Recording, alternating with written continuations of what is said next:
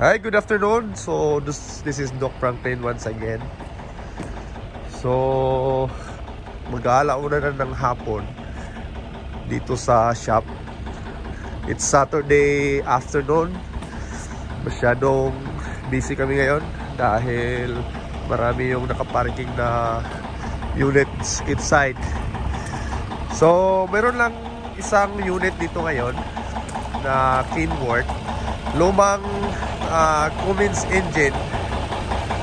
Kung mapapansin nyo yung kanyang andar, it's really rough idling. So ito yung ina-diagnose natin kung anong injector yung may problema.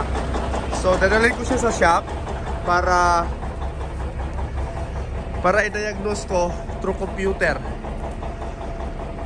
at kung ano yung naging problema niya, kung anong cylinder yung may problema sa injector. So kung maririnig nyo ngayon, masyado siyang rough idler. So mayroon siyang knocking sound. So ibig sabihin yung fuel inject niya sa cylinder, either sulit siya, may sulit na pumapasok doon sa sa cylinder. So mausok siya pagka morning. So ibig sabihin marami yung fuel, over fuel siya sa morning. Pagka medyo mainit-init na, medyo okay na konti. Pero hindi pa rin siya magandang pakinggan dahil sobrang knocking. Yung fan na rin siya lalo sa umaga. So ayan, na-disconnect na siya dun sa trailer.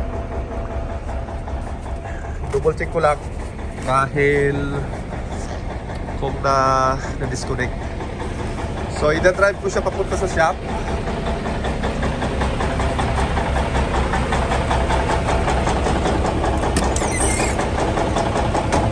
Subukan ko mag-drive ng malaking truck. Ayan.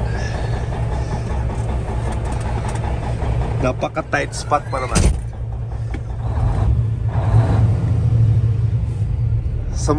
Sa morning grabe, sobrang knocking sounds sa morning.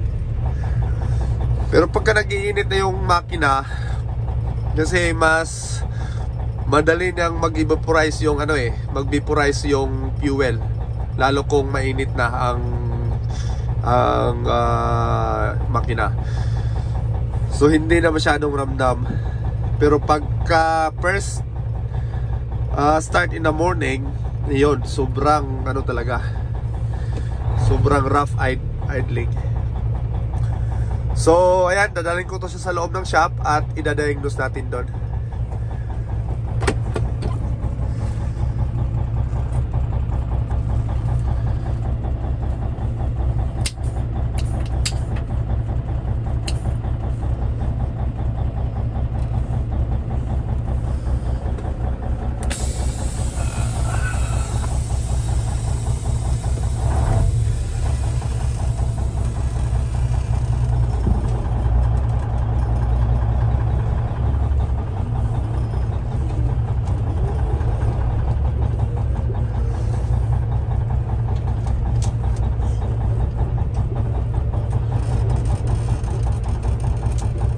Kasya ba yan?